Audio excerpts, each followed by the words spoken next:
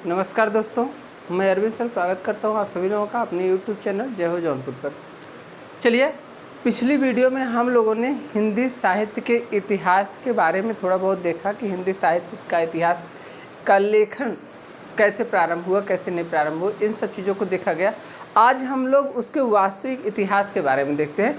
हिंदी साहित्य लेखन वास्तविक रूप से कब से लिखा जाना प्रारंभ किया गया। तो हमने बताया भैया आपको, अगर हिंदी साहित्य लेखन की बात की जाए तो 19वीं शताब्दी में कौन आता भैया? गारसा द तासी जी आते हैं। अच्छा, गारसा द तासी। ये जो गारसा द तासी थे भैया ना, ध्यान दीजिएगा, गारसा द तासी ने जो हिंदी साहित्य का इतिहास लिखा, वो लिखा भैया इस्तवार द ला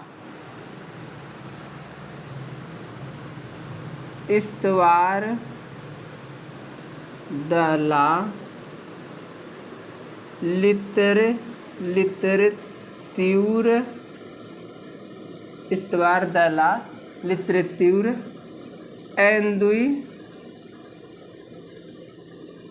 एंदुस्तानी। इस्तवार द ला लितरेत्यूर एंदुस्तानी, इस नाम से उन्होंने क्या किया भैया? एक साहित्य ग्रंथ लिखा जो हिंदी साहित्य का इतिहास था भैया। अच्छा, यह यह ग्रंथ लिखा भैया, इस ग्रंथ में इन्होंने क्या किया था? कुल 738 कवियों का उल्लेख किया था, और जिसमें इन्होंने बताया कि महज 72 कवि किसके हैं भैया? हिंदी के हैं। यानी 738 कवियों में हिंदी के कितने कवि थे? 72 कवि। सोच लीजिए, यानी इनको हिंदी भाषा के कोई कवि नहीं मिले,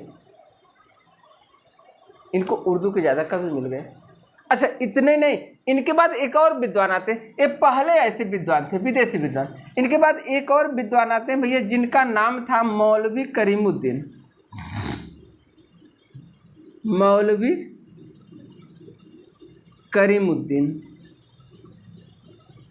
ये जो मौलवी करीमुद्दीन थे भैया, ये उर्दू के प्राध्यापक थे भारत में। यानी भारत में ये क्या पढ़ाते थे? उर्दू पढ़ाते थे। अच्छा, ध्यान दीजिएगा, इन्होंने जो साहित्य का इतिहास लिखा भैया, वो किस नाम से लिखा? वो लिखा भैया तज़किरा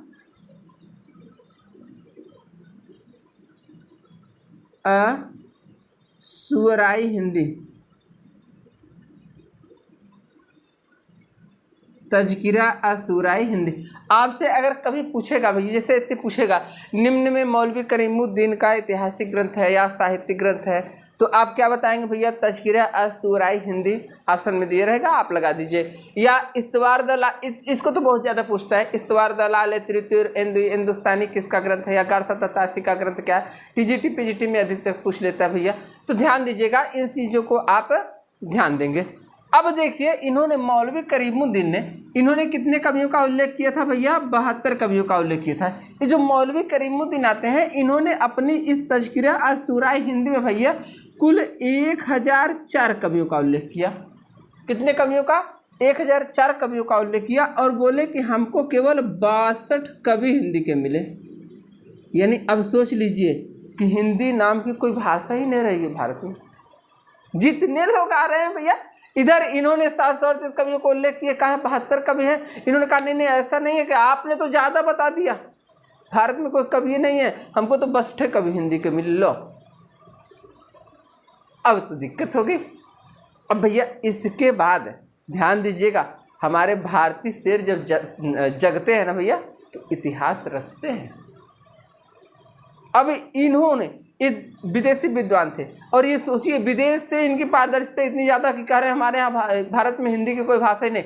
आपके भैया राजस्थान के रहने वाले, जिनका नाम था भैया, तीसरे नंबर पे विद्वान आते हैं शिव सिंह सेंगर।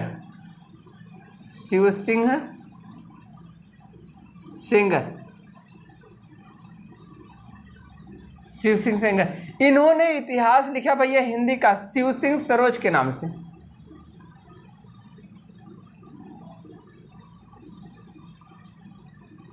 शिव सिंह सरोज के नाम से इतिहास लिखा। ध्यान दीजिएगा, जब इन्होंने कहा कि हमको 738 में केवल 72 कवि हिंदी के मिले, इन्होंने कहा 104 कवियों में केवल 62 कवि हिंदी के मिले, हमारा जो है आपका ये भारत का रहने वाला शेर जो शिव सिंह सेंगर था भैया, यह आता है कहता ठीक है हम भी देख लेते हैं। इन्होंने क्या किया भैया, 1000 कवियों का उल्लेख किया, हिंदी साहित्य का इतिहास लिखा शिव सिंह सरोज नाम से, और शिव सिंह सरोज में इन्होंने 1000 कवियों का उल्लेख किया। और वाह रे भारतीय विद्वान, इसने सिद्ध करके दिखा दिया कि जितने भी हमारे कवि हैं सब के सब किसके हैं, हिंदी के हैं, उर्दू की कोई भाषा नहीं हमारे यहाँ। यानी भारत में हिंदी ही भाषा है और माना जाता है। लेकिन एक चीज़ ध्यान दीजिएगा, ये जो लोग यहाँ पर लिखे भैया, इन लोगों ने क्या किया भैया, अलग अलग रूपों में तो किया, लेकिन ये लोग वर्णाक्रम पद्धति को अपना लिए। किस पद्धति को भैया, वर्णाक्रम पद्धति को अपना लिए। वर्णाक्रम पद्धति का मतलब होता है जैसे कोई कवि का नाम क से है भैया, जैसे क से कबीर हो गए पहले मिल गए, और क से भैया कोई और कवि आ गए तो पहले हो गए, त से तुलसीदास बाद में चले गए, ठीक। इसके बाद ज से जायसी थे तो पहले कबीर के बाद ज से जायसी चले गए भैया। अब सोचिए आदिकाल के कवि भैया कौन, चंद बरदाई, तो कबीरदास पहले आ गए, चंद बरदाई बाद में चले गए।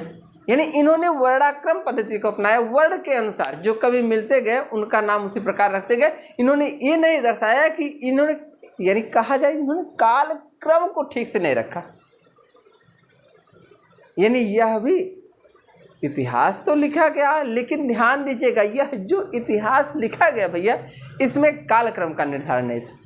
अब इसके बाद हमारे एक विद्वान आते हैं भैया, जिनका नाम था जॉर्ज ए ग्रियर्सन।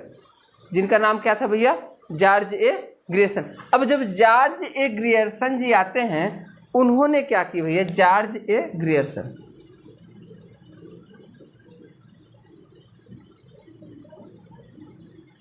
इन्होंने भैया ध्यान दीजिएगा, ये सबसे महत्वपूर्ण है, ये भारत में भैया ICS अधिकारी थे। ICS अभी अगर वर्तमान में देखेंगे तो इंडियन सिविल सर्विस, लेकिन पहले जब जॉर्ज ग्रियर्सन ICS अधिकारी थे भैया, तब भारत में ICS अधिकारी का, ICS का फुल फॉर्म था भैया इंपीरियल सिविल सर्विस ना। अब इंपीरियल सिविल सर्विस, इसमें शायद इंपीरियर का मतलब जो आपके अंग्रेजों ने रखा था, जो भी रखे हों ना।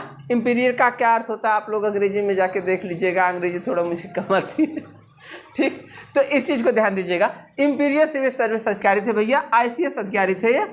लेकिन इन्होंने भारत में जो चीज़ें देखी भैया, उसके आधार पर इनकी पारदर्शिता देखिए। अभी हम आपको आगे बताएंगे।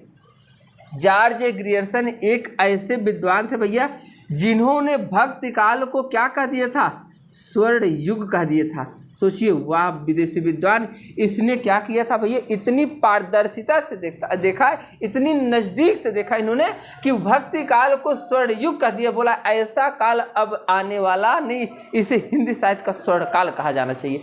और इन्होंने ही सबसे पहले क्या किया था भैया, सबसे पहले इन्होंने काल विभाजन को अपनाया था। सबसे पहले इन्होंने क्या किया था, काल विभाजन किया था भैया। और एक चीज़ ध्यान दीजिएगा, काल विभाजन की बात आती है तो इन्होंने आदिकाल को क्या नाम दिया था भैया, चारण काल। आदिकाल को क्या नाम दिया था, चारण काल।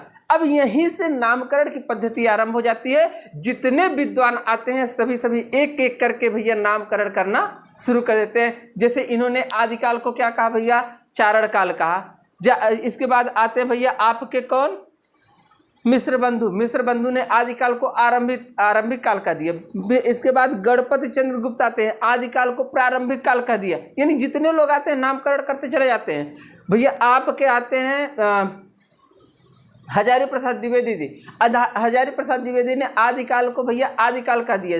महावीर प्रसाद द्विवेदी जी आदिकाल को बीजोपन काल का दिया। रामचंद्र शुक्ल जी ने आदिकाल को वीरगाथा काल का दिया, ठीक। और डॉक्टर श्याम सुंदर दास की बात कीजिए, आदिकाल को वीरगाथा युग का दिया, ठीक। विश्वनाथ प्रसाद की बात कीजिए तो आदिकाल को उन्होंने जो है वीर काल कह दिया। यानी एक एक विद्वान आते गए और एक एक नामकरण करते गए। सबसे महत्वपूर्ण टॉपिक आपका कल का होने वाला है भैया।